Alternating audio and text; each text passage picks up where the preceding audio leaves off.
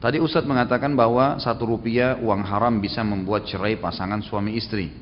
Memang benar Ustadz, suamiku selalu memarkup nilai proyek yang sudah diamanahkan seseorang kepada suamiku. Tapi hati suamiku tertutup, dia bilang halal. Bagaimana cara meyakinkan bahwa membuat nilai proyek lebih adalah haram? Akibat uang haram tersebut banyak. Belum dikaruniai anak pertama. Yang kedua, doa tidak dikabulkan.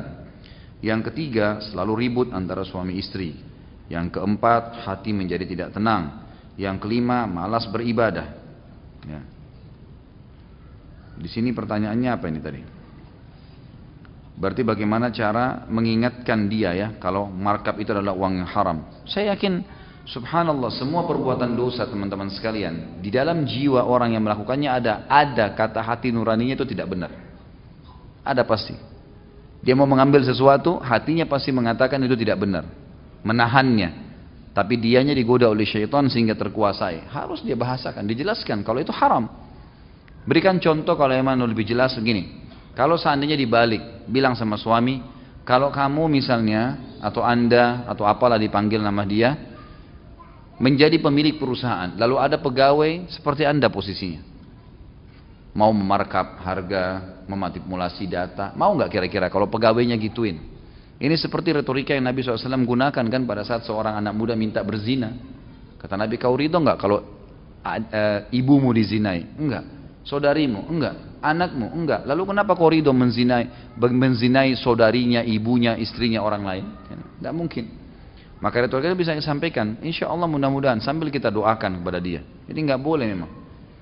Lemparkan pertanyaan lain juga, misalnya selain kalau kamu jadi pemimpin perusahaan dan dikhianati oleh bawahanmu, mau nggak kira-kira? Ya. Juga bisa dikatakan untuk mengetahui ini benar atau tidak. Kalau seandainya pimpinan kamu mengetahui kamu melakukan ini, kira-kira dipecat atau dipertahankan? Coba lemparkan pertanyaan. Semua pertanyaan masuk akal kok kan gitu. Nggak ada pimpinan perusahaan mau mempertahankan pegawainya yang sudah buat khianat, nggak mungkin. Itu dari sisi rasional, ya manusiawi. Sisi agama jelas haram, nggak boleh. Haknya orang lain itu.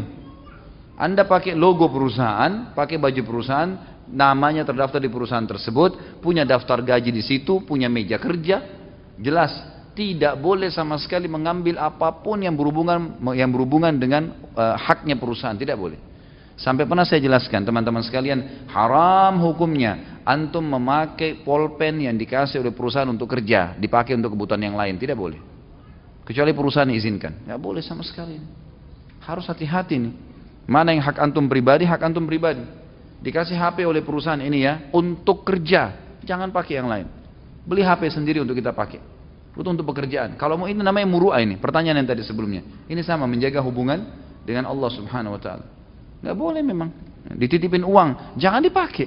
Memang untuk itu ya sudah, untuk itu amanah. Dari situ udah tingkat amanah kita. Jaga atau enggak gitu. Nggak boleh dipakai, pakai dulu deh. Nanti baru diganti akhir bulan, nggak bisa. Harus dijaga ini, kan gitu. Jadi tanyakan kepada dia, tentu saja. Dan ini efek-efek ini masih kecil, ini masih banyak yang lain, banyak.